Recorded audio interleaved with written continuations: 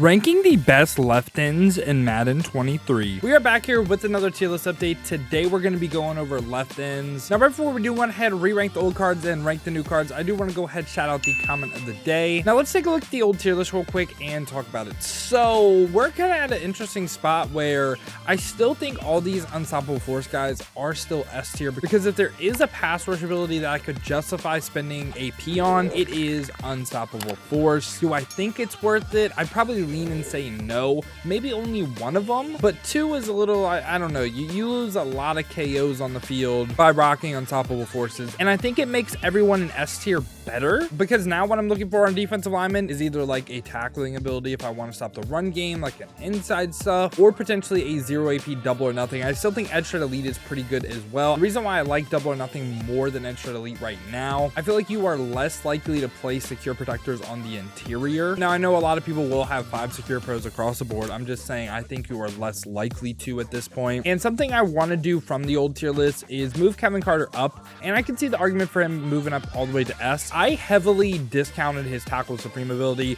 I missed on that. I still don't love his stats, but I think he's at least A tier because of the fact that he gets that tackling ability. And now the first card we got right here is Keon White, drafted in round 2, pick 46 by the New England Patriots. So he's 6'5", 286. He is a speed rusher, 93 speed, 94 XL. Every card we cover today can get +2 speed right now with the Sugar Rush Strat card. And pass rush wise has good finesse moves, power moves. I mean, it's 89. It's not bad, but I'd like to see at least 90. I know it's only one difference and it's really not the biggest difference in the world, but I'd like to see 90 plus. And then for block shed and impact blocking, all the stats are pretty solid. Now let's talk about traits real quick. So in a dream world for pass rushers, you want all 3 of these on yes, and then 99, 99 right here to get the best pass rush in the game. This card actually kind of gets screwed over by traits. Let me explain why. So he only has a bull rush trait on yes, right? So he's only really going to use this 89 power moves. He's really not going to use that 95 finesse move rating, which is kind of crazy. Now for his abilities right here, he gets everything for 1 AP. So like a 1 AP Don, a 1 AP Edge Shred Elite. I don't think he's bad, but I do think his traits make him a lot worse. I would lean on the side that he's just okay. You know what I'm saying? I'm going to put him right by like Cameron Jordan and them, by like a lot of people that get like 1 AP double or nothing. And right after that, we got Moro Ajomo. I probably butchered that, man. I've been on a little streak of just like butchering names, I guess. But he was picked in round 7, pick 249 by the Georgia Eagles. And he can be up to 89 speed, has pretty good acceleration, but pass rush really not really offering you anything. Only 81 finesse moves, 74 power moves, has good block shed, but again, not really great impact blocking either. These like 3 stats right here, some week 1 cards that drop day 1 have better stats. And this time for his traits, he only has the swim move trait on yes, so he will only use this 81 finesse move rating, but again, it's not really good. And if we take a look at his abilities, he once again is someone that can get everything for 1 AP.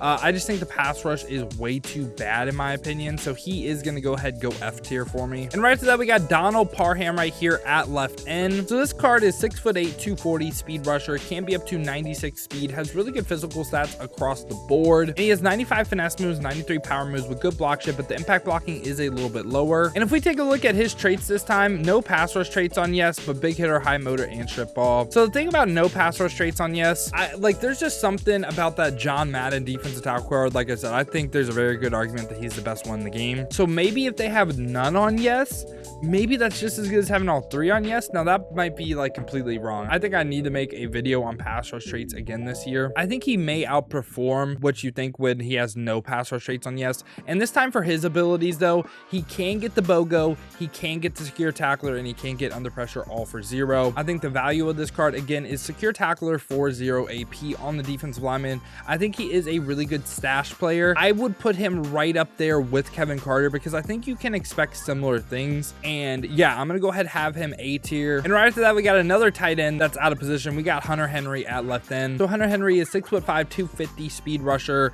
could be up to 95 speed this time. And again, really good physical stats for a defensive lineman. This time has 96 finesse moves, 92 power moves with good block shed, good impact blocking as well. But for his traits, once again, he is literally exactly what I just said about Parham. Again, no pass rush traits on yes. I think he could outperform how good you think he would be though. And this time for his abilities, he can go ahead and get defensive rally for 0, edge threat, or no outsiders.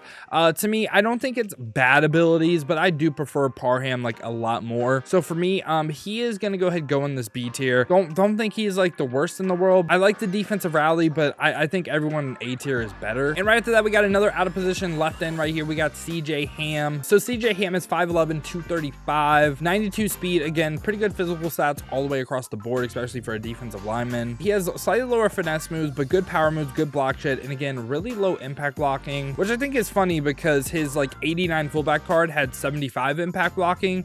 This one only has 80 and he went what, up like 8 overall. So I kind of don't get that. But for his traits this time, they are like all awful. He has like the worst kind of traits in the world. But for abilities this time, he can get El Toro for 0. He can get reach elite. He can get run stopper. Pretty similar to what I was just saying about Hunter Henry. Don't love his abilities. So for me, CJ Ham is once again gonna go right by Hunter Henry for me. He's gonna go in this B tier. And right after that, we get 99 overall Michael Strahan. So Michael Strahan is 6'5", 255 power rusher. Can be up to 96 speed with 97 acceleration. Again, has some pretty good physical stats. This time 98 finesse moves, 99 power moves, 99 block shed, 99 impact blocking. Basically perfect. Like he's one finesse move away from 99 everything. And this time for his traits, he has bull rush and swim move on. Yes, 2 out of 3. You know, like I said, you would want 3 out of 3, but I still think he has really good traits. This time for his abilities though, let's talk about it. For 0 AP, he can get defensive rally, double or nothing, edge threat, no outsiders, or tackle supreme. So in my opinion, I think there's a very strong argument that he is the best left end in the game, because whether you want him to excel at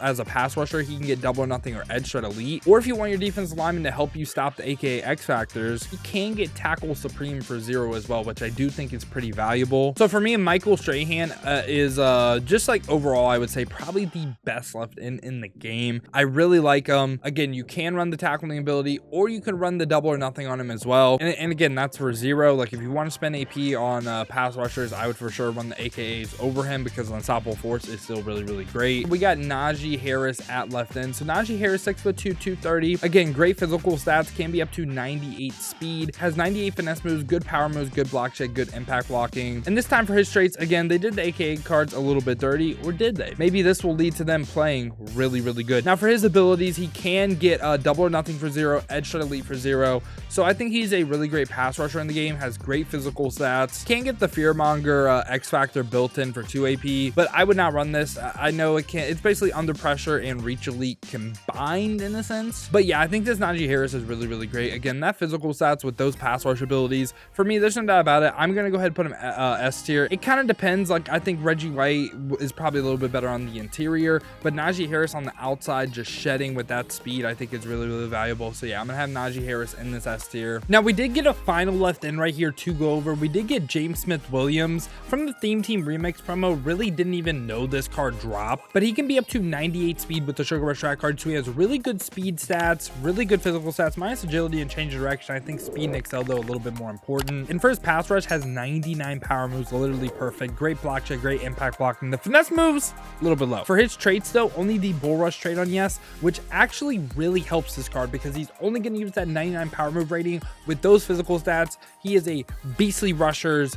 But let's take a look at the abilities. So they did these cards a little bit dirty on abilities. Now I think their main point is to be like, okay, you quick sell them for the Theme Team Remix people, but you can see he gets 1 AP everything, but doesn't get a 0 AP ability. So for me, he's not going to rank as high as he could have been. Like if he gets a 0 AP double or nothing or something, I can see the argument for S 100%. But since he gets 1 AP everything, I'm going to put him top in the B, and he's someone that I wouldn't even spend AP on. He's a tough card to rank. But yeah, he's going to go B tier for me. Just really don't like his abilities, but I think his stats are really good. But yeah, y'all, this has been my updated left end tier list in Madden 23 Ultimate Team. I hope y'all did enjoy this video, man. If you did, make sure to leave a like and subscribe to stay up to date with the best cards in Madden 23. Let me know down below in the comments who you're rocking out as your rushers. Now, if you want to see me use some of these cards live, check the links in the description, hit that Twitch with a follow. We have been grinding the streams over there, so I would really appreciate that. Now, if you don't feel like heading over to Twitch and you want another video to watch, check this one out right here. I made an Ohio State theme team in Madden 23.